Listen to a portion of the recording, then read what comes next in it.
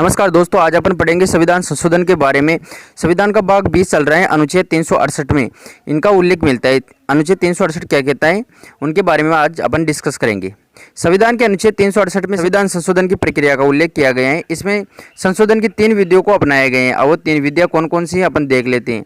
साधारण विधि के द्वारा संशोधन किया जा सकता है। संसद के विशेष बहुमत के द्वारा संशोधन किया जा सकता है।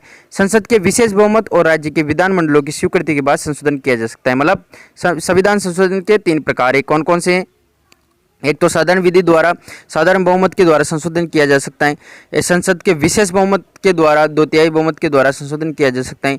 और संसद के विशेष बहुमत तथा जो राज्य के विधान मंडल है उनकी स्वीकृति के बाद संशोधन किया जा सकता है। 3 प्रकार संविधान संशोधन के, ठीक है। उनके बारे में डिटेल से देखते हैं अपन।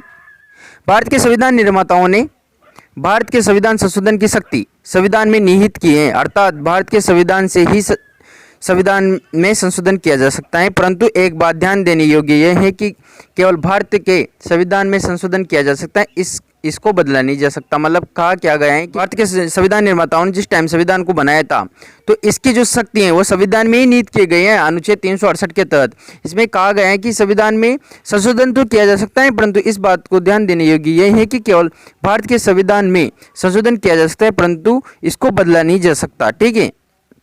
संविधान का मूल अस्तित्व नहीं बदला जा सकता, अपितु केवल परिस्थितियों और समय के अनुसार बदलते युग के अनुरूप जनहित में आवश्यक संशोधन संसद के द्वारा किए जा सकते हैं। संशोधन की प्रक्रिया भारत के संविधान निर्माताओं ने अटिल जटिल भी नहीं बनाए।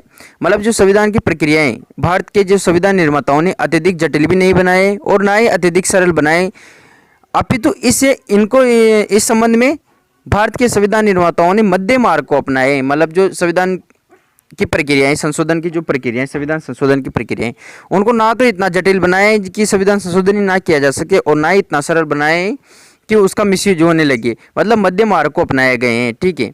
भारतीय संविधान एक लिखित संविधान होते हुए भी पर्याप्त परिवर्तनशील है। संविधान में केवल कुछ ही ऐसे उपबंध हैं जिसमें परिवर्तन करने के लिए विशेष प्रक्रिया अपनाई जाती है। संशोधन करने की शक्ति किसको है?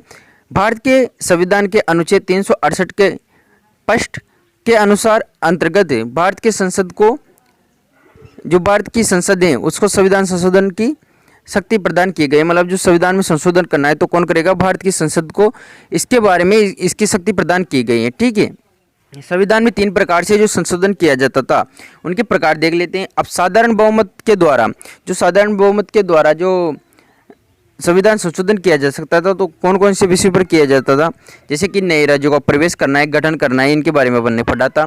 तो अगर नए राज्यों का कोई प्रवेश करना है, उनके नामों में परिवर्तन करना है, उनको प्रवेश करना है, या किसी राज्य को उसके नाम भागों सीमाओं में परिवर्तन करना है तो साधारण, जैसे राज्य विधान परिषदों का निर्माण या फिर उनकी समाप्ति करना है तो साधारण बहुमत के द्वारा हो सकता है। संसद के सदस्यों का वेतन एवं भत्ते के द्वारा इनमें कोई परिवर्तन करना है तो साधारण बहुमत के द्वारा किया जा सकता है। अब विशेष बहुमत देख लेते हैं अपन। मतलब 2/3 बहुमत के द्वारा जो विशेष बहुमत होता है, 2/3 बहुमत, तो विशेष बहुमत के द्वारा भी संविधान संशोधन किया जाता है। अब विशेष बहुमत के द्वारा किन पर संविधान संशोधन किया जा सकता है? जैसे मूल अधिकारों पर कोई परिवर्तन करना है, जो अपने मूल अधिकार है उन पर कोई परिवर्तन करना है तो विशेष बहुमत के द्वारा होगा। जो राज्य के नीति निर्देशक तत्व है उन पर कोई परिवर्तन करना है तो वो विशेष बहुमत के द्वारा होगा। और महाभियोग की जो प्रक्रियाएँ जो राष्ट्रपति से संबंधित हैं उन पर भी विशेष बहुमत के द्वारा परिवर्तन किया जा सकता है, संविधान में संशोधन किया जा सकता है। संसद के विशेष बहुमत तथा आधे राज्य के विधानमंडलों के साधारण बहुमत के द्वारा।